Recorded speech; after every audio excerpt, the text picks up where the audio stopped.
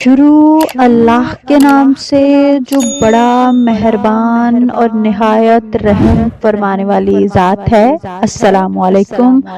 ابو سفیان کے دل میں یہ کبھی خیال نہ آیا تھا کہ قریش کا کوئی فرد اس کے حکم یا کسی اہم معاملے میں اس کی مخالفت کر سکتا ہے، کیونکہ وہ مکہ مکرمہ کا ایسا سردار تھا جس کی باشندگان مکہ عزت اور عطایت کیا کرتے تھے۔ اس کی بیٹی ام حبیبہ رملہ نے اپنے باپ کے خداؤں کا انکار کر کے اس کی اپنے بارے میں خوش فہمی کو خاک میں ملا دیا۔ یہ ان کا خاوند عبداللہ بن حبش اللہ واحد ہے لا شریک پر ایمان لے آئے اور نبی کریم صلی اللہ علیہ وآلہ وسلم کی رسالت کا صدق دل سے اعتراف کر لیا۔ ابو سفیان نے اپنی بیٹی اور داماد کو آبائی دین کی طرف لوٹنے کی ہر ممکن کوشش کی، لیکن وہ اس مشن میں کامیاب نہ ہو سکا، کیونکہ جو ایمان رملہ کے دل میں اتر چکا تھا اس کی جڑیں اتنی گہری ہو چکی تھی کہ ابو سفیان کی طرف سے کیا گیا ظلم و ستم طوفان اسے اکھاڑ نہ سکا، اور نہ ہی اس کا غیظ و غضب اس کے پایہ استقلال میں کوئی لرزش پیدا کر سکا۔ حضرت رملہ رضی اللہ عنہا کے اسلام لانے کی وجہ سے ابو سفیان پر غم کے پہاڑ ٹوٹ پڑے۔ اپنی بیٹی کو رسول اقدس کی اتباع سے باز رکھنے اور اپنی مشرت کے تابع بنانے سے عاجز آ جانے کے بعد ہر دم اسی سوچ و بچار میں پڑا رہتا کہ اب میں قریش کے سامنے کس منہ سے جاؤں گا، وہ میرے متعلق کیا خیال کرتے ہوں گے۔ میری جیتے جی بیٹی آباء و اجداد کے دین کو ترک کر چکی ہے۔ جب قریش کو معلوم ہوا کہ ابو سفیان اپنی بیٹی رملہ اور داماد پر ناراض ہے تو انہوں نے ان دونوں کا عرصہ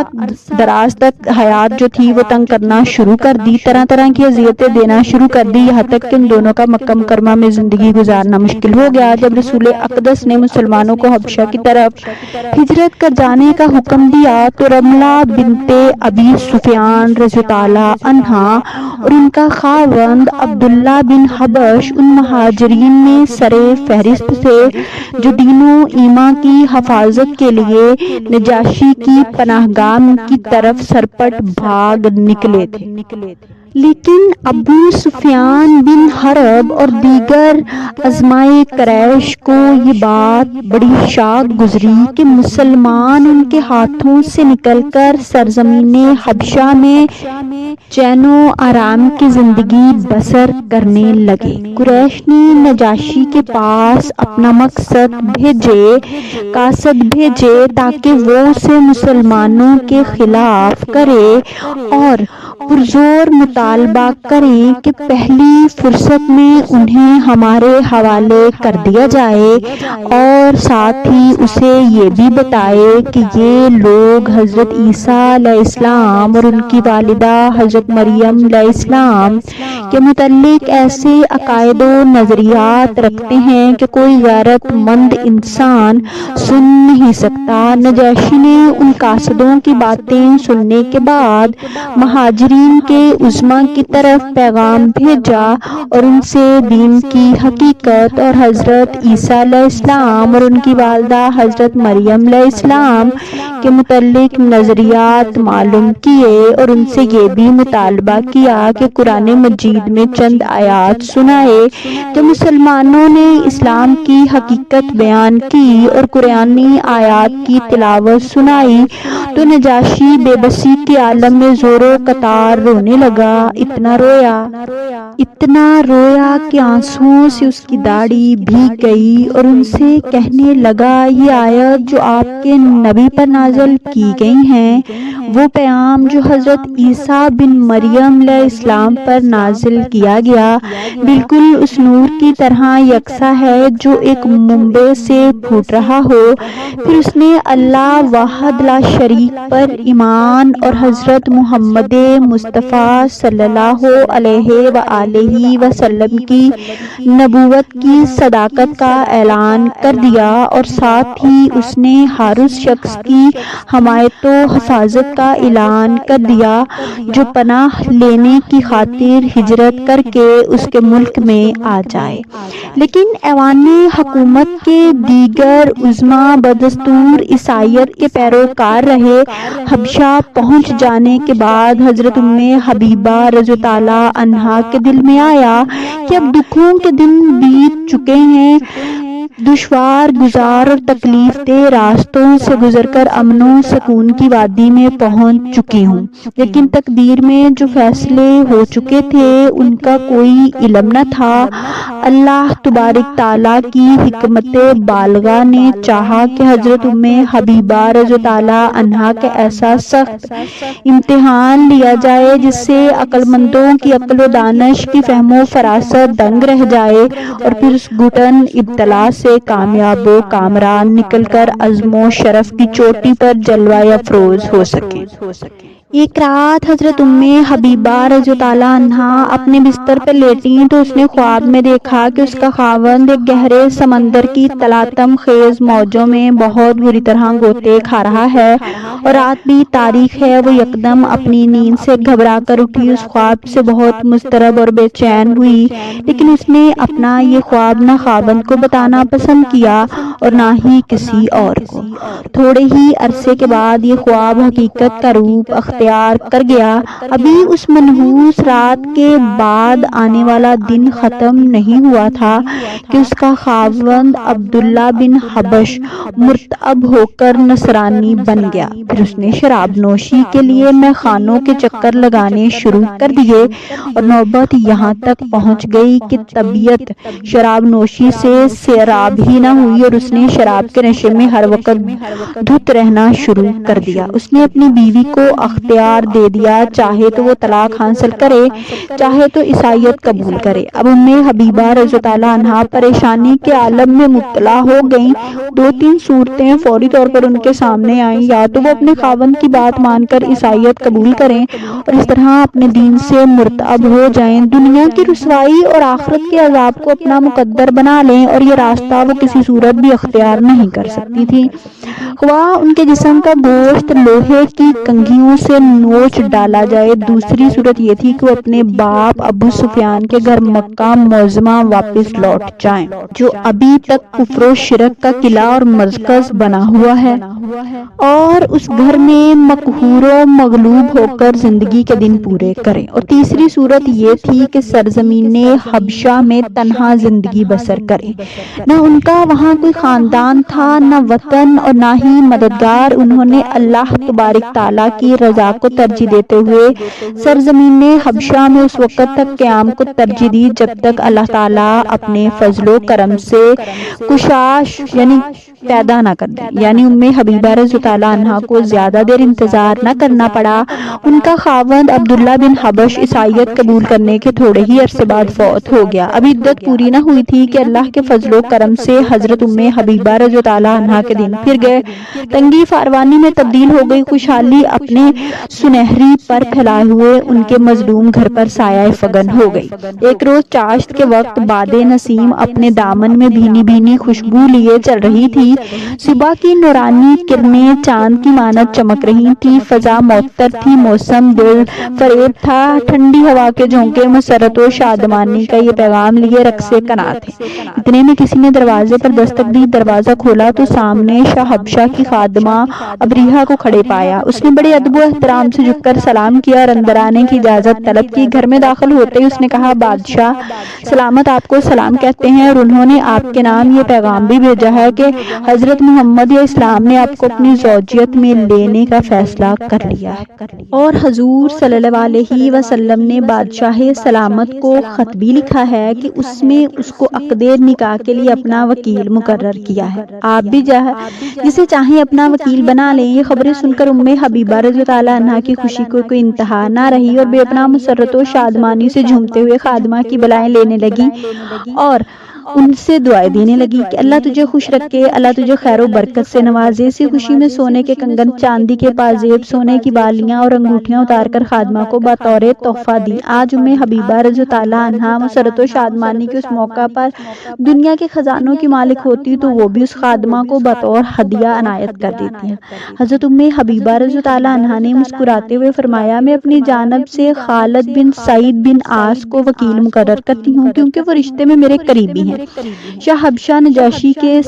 سبززار اور سایہ دار درختوں کے جھرمٹ میں واقع عالی شان محل کے خوبصورت اور آراستہ پیراستہ وسیع ہال میں شادی کی تقریب منعقد ہوئی۔ حبشہ میں موجود صحابہ کرام رضوان اللہ علیہ اجمعین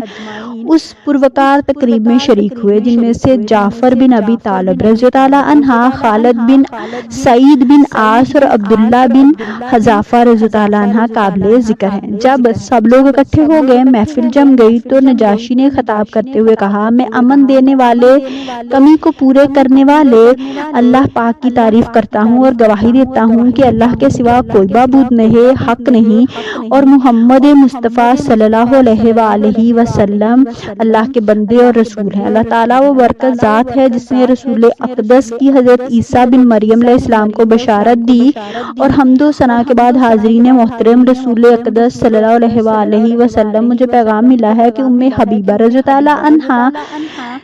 بنت ابی سفیان کی ان سے شادی کر دوں، اور یہ بھی مطالبہ مانتے ہوئے رسول کے نبوت کے فرائض سر انجام دیتے ہوئے اللہ اور اس کے رسول کے بتائے ہوئے طریقے کے مطابق حضرت ام حبیبہ رضی اللہ عنہا بنت ابی سفیان کا مہر 400 دینار مقرر کرتا ہوں، اور پھر یہ دینار حضرت ام حبیبہ رضی اللہ عنہا کے وکیل خالد بن سعید بن عاص رضی اللہ عنہ کے سپرد کر دیے۔ پھر حضرت خالد بن سعید رضی اللہ عنہ کھڑے ہوئے اور فرمایا، میں اللہ کی تعریف کرتا ہوں، اسی سے مدد طلب کرتا ہوں، اسی سے بخشش کا طلبگار ہوں، اور اسی کے حضور اپنے گناہوں کی معافی کا بھی جو ہے وہ درخواست گزار ہوں۔ میں گواہی دیتا ہوں کہ حضرت محمد صلی اللہ علیہ وآلہ وسلم اس کے بندے اور رسول ہیں، جنہیں حق و صداقت پر مبنی ضابطہ حیات دے کر بھیجا گیا تاکہ اسے تمام نظام ہائے زندگی پر غالب کر دے، اگرچہ کافر اس کو پسند ہی نہ کریں۔ حمد و ثنا کے بعد حاضرین محترم، میں رسول اقدس کے مطالبے کو قبول کرتے ہوئے اپنی موکلہ حضرت ام حبیبہ رضی اللہ عنہا بنت ابی سفیان کا نکاح رسول اقدس صلی اللہ علیہ وآلہ وسلم سے کرتا ہوں۔ اللہ اس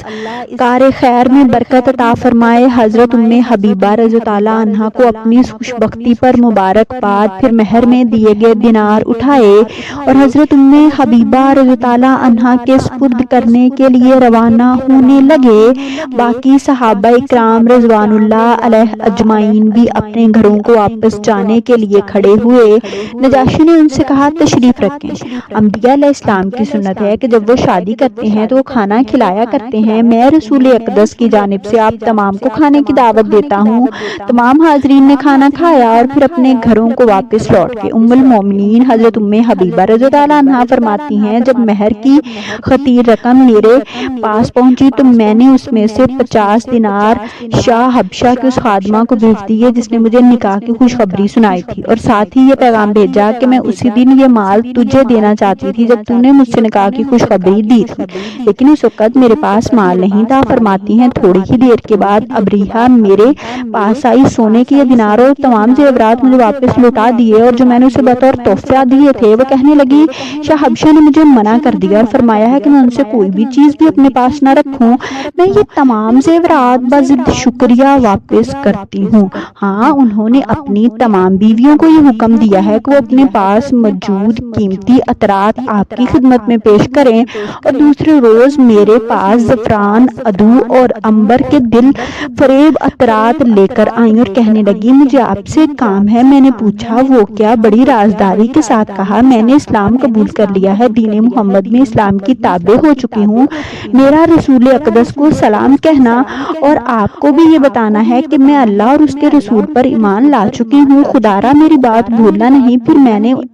انہوں نے اپنا سامان ترتیب دیا اور سفر کی تیاری میں میرا ہاتھ بٹایا۔ جب میں دور دراز کا سفر طے کرتے ہوئے رسول کی خدمت اقدس میں پہنچی، تقریب نکاح کا واقعہ آپ کو سنایا اور ابریحہ کا ایمان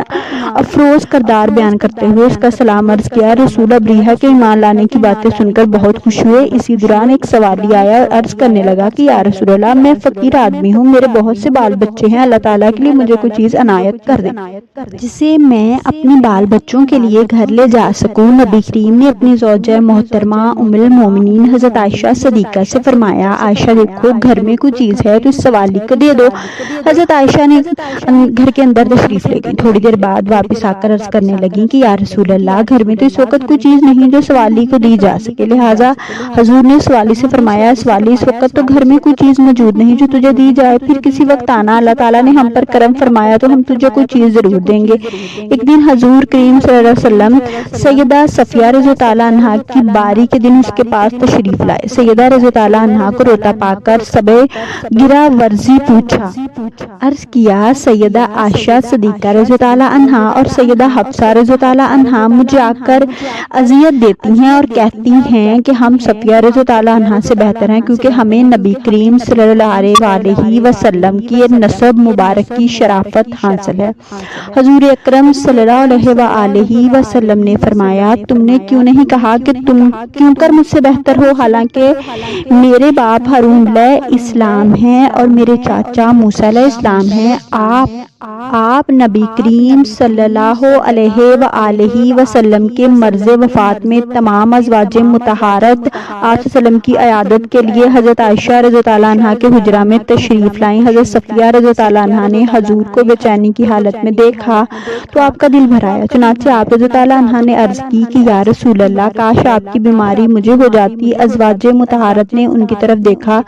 تو حضور نے فرمایا، واللہ وہ سچی ہیں، یعنی ان کا اظہار عقیدت سچے دل سے ہے۔ آپ نے 50 ہجری رمضان المبارک میں 65 سال کی عمر میں وفات پائی۔ آپ کو جنت البقیع میں دفن کیا گیا۔ آپ رضی اللہ عنہ نے اپنا ذاتی مکان اپنی زندگی میں ہی اللہ کی راہ میں صدقہ کر دیا تھا، البتہ ترکہ میں 1 لاکھ درہم چھوڑے اور اس کے 1/3 وصیت اپنے بھانجے کے لیے کی جو ابھی تک مسلمان نہیں ہوا تھا۔ لوگ اس کا حصہ دینے میں